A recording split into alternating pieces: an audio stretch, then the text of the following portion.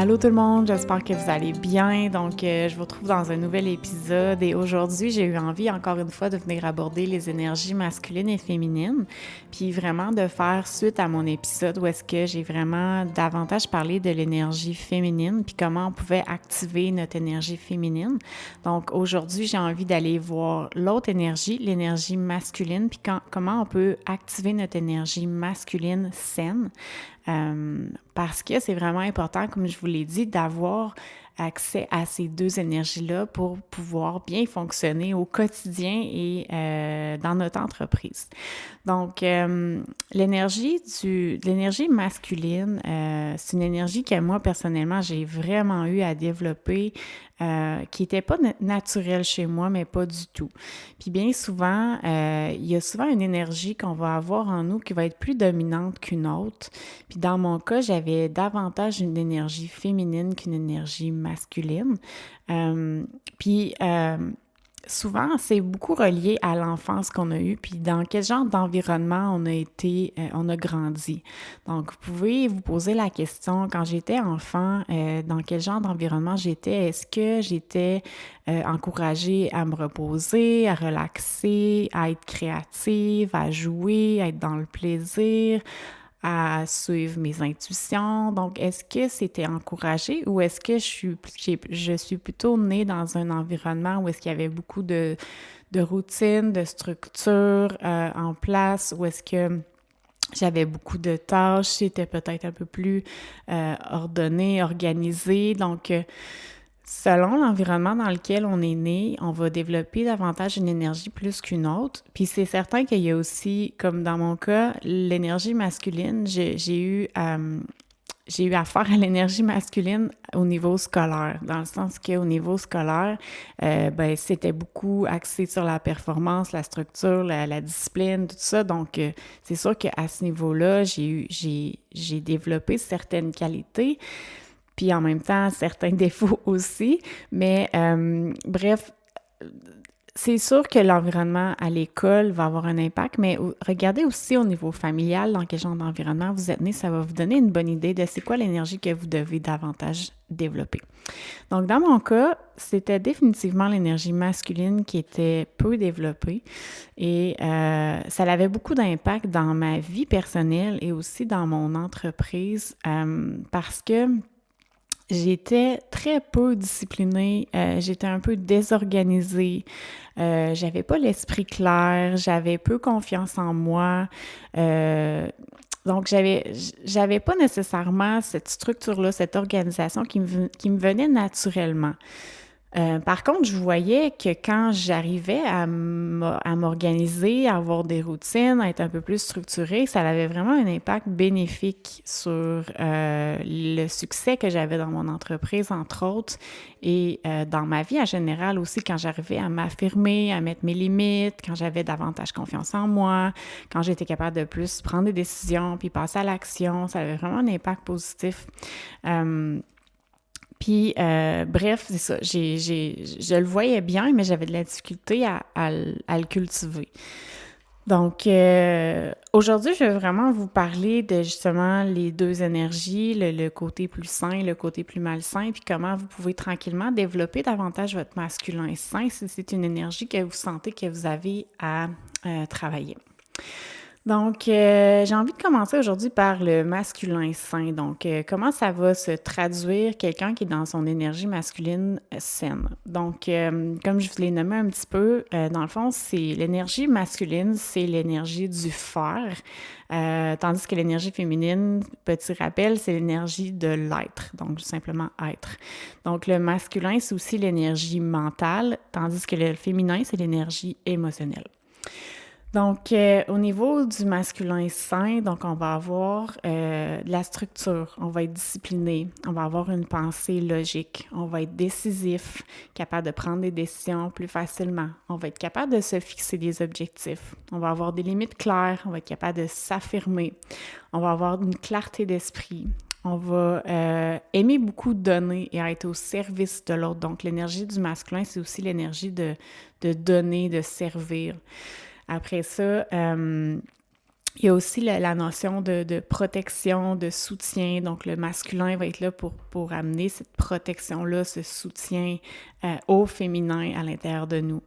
Après ça, il y a la confiance, donc auquel le masculin, excusez-moi, sain a accès. Donc, on se sent confiant quand on est dans un masculin sain. On est capable de se concentrer, d'être focus aussi. On a une stabilité au niveau émotif. On est courageux, capable de prendre des risques, de sortir de notre zone de confort. Et finalement, il y a une présence puis une capacité d'écoute. Donc, on est vraiment capable d'être vraiment là quand Parce que, comme je vous dis, c'est ça, c'est vraiment une danse entre le masculin et le féminin à l'intérieur de nous. Donc, le masculin va être là pour soutenir, pour protéger, pour être à l'écoute, pour justement aider puis servir le féminin à l'intérieur de nous. Mais c'est important qu'on ait cette structure-là qui vient nous aider. Donc, ça ressemble un petit peu aux caractéristiques du masculin sain.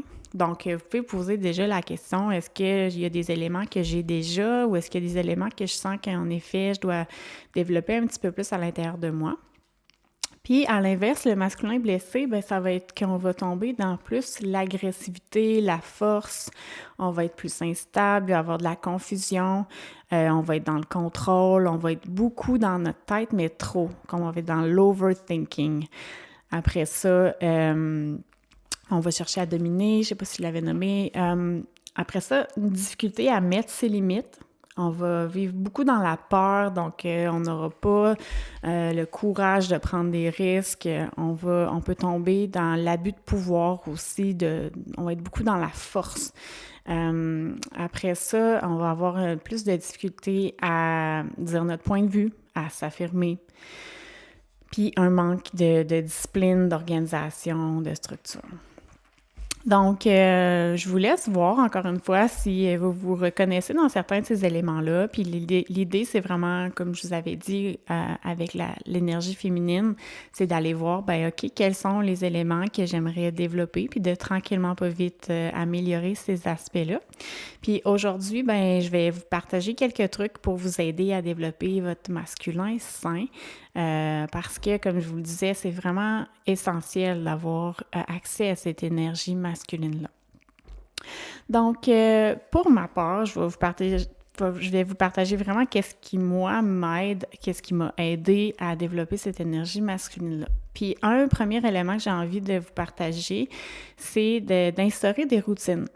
Donc, de vraiment avoir des petites routines dans notre quotidien. Donc, pour ma part, j'aime beaucoup avoir ma routine matinale que je fais à tous les matins. Je le sais que je me lève à une certaine heure. Donc, c'est décidé. J'ai déjà décidé c'est vers quelle heure que je me levais le matin.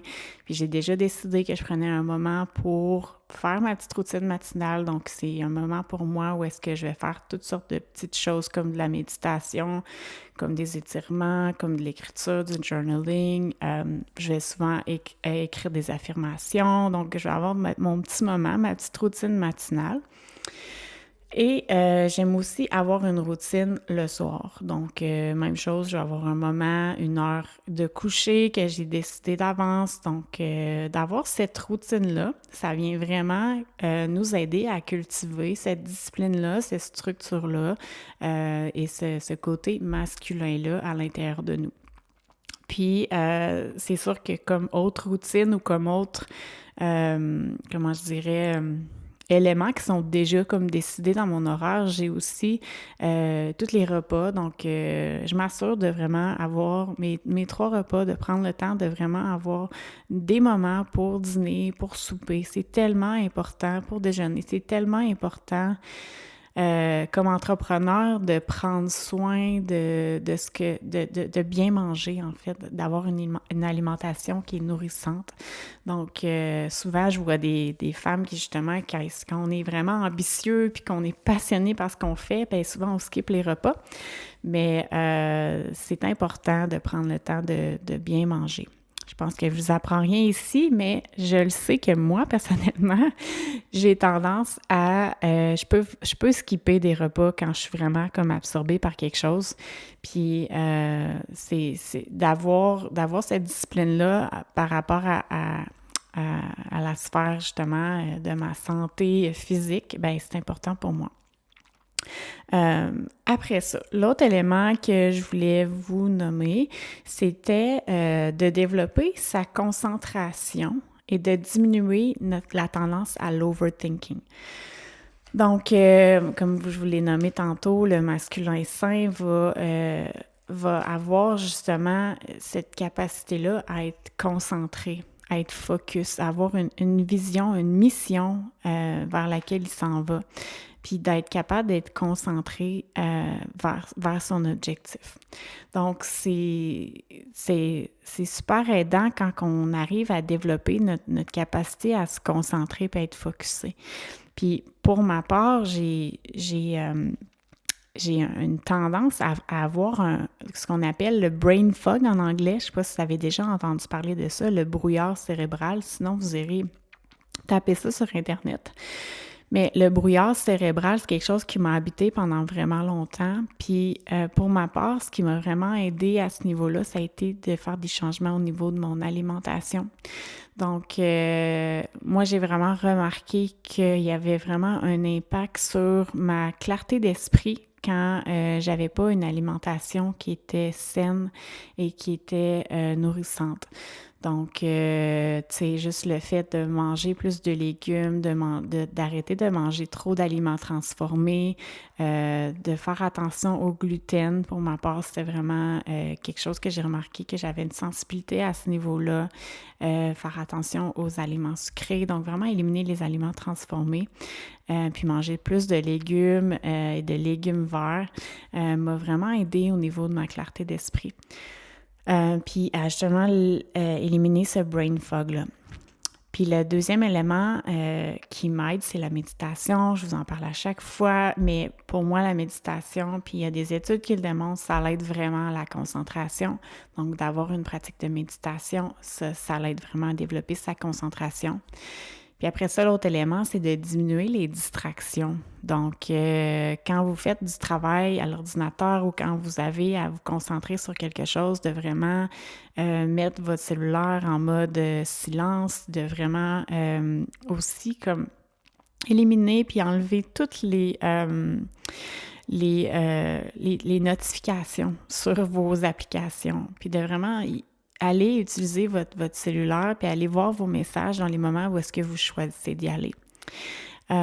Puis tout ce qui est aussi quand on vient pour travailler sur un projet, sur quelque chose, de vraiment comme épurer son environnement aussi. Je sais que moi, quand mon environnement est encombré, ça a vraiment un impact sur ma concentration.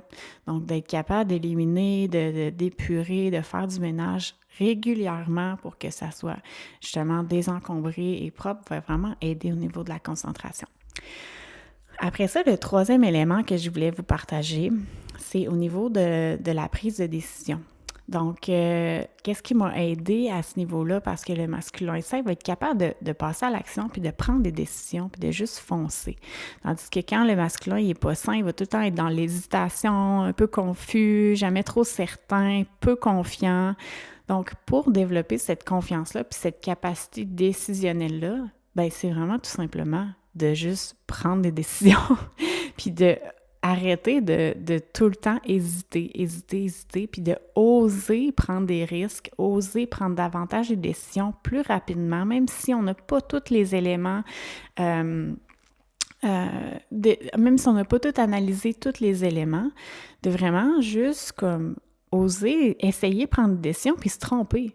Des fois, on va faire des erreurs. Des fois, on va être comme « Ouf, OK, c'était peut-être pas la meilleure décision » ou « Ah, ouais, finalement, ça n'a pas marché comme je pensais. » Mais c'est pas grave. Vous allez en ressortir encore plus fort parce que plus on prend des décisions, plus ça devient facile. Plus on est capable de prendre des décisions rapidement, plus ça devient facile. Puis c'est super important comme entrepreneur d'être capable de prendre des décisions parce que on a tellement de choses à gérer. qu'à un moment donné, il faut juste qu'on avance, puis qu'on passe à l'action, puis qu'on dise « OK, bon, ben là, ça va être ça, puis c'est tout, puis on passe à l'action. » Donc, je vous invite vraiment à juste comme prendre des décisions, vous faire confiance. Ça, c'est quelque chose que moi, personnellement, j'ai eu vraiment à travailler, ma capacité à me faire confiance, puis à dire « Hey, tu le sais, vas-y, fonce, fais-toi confiance, ça va bien aller. » Puis si ça foire, ça va foirer, puis tu vas t'en sortir, ça va être correct. Donc, on fait toutes des erreurs, puis ça, c'est super important d'être capable de justement développer cette capacité-là à avoir de la compassion envers soi, de dire OK, ben des fois je vais échouer ou des fois je vais avoir l'impression d'échouer, mais c'est pas grave, tu sais, je vais apprendre quelque chose de ça, puis je vais juste continuer d'avancer. Donc je vous invite pour développer votre masculin sain à oser prendre davantage de décisions. Alors voilà, c'était pas mal ça que je voulais vous partager pour aujourd'hui. Je veux pas vous donner trop de choses. Je pourrais reparler de ce sujet-là si c'est quelque chose qui vous parle, mais vraiment, je vous invite à juste cultiver tranquillement cette énergie masculine-là à l'intérieur de vous parce que plus on est capable de justement passer à l'action davantage, puis puis plus on a de capacité à bien gérer l'énergie de notre mental, ben plus on est efficace et on est productif. Quand on est trop dans l'overthinking, quand on est un peu confus, tout désorganisé, tout pas discipliné, c'est dur d'accomplir des choses, c'est dur d'avancer.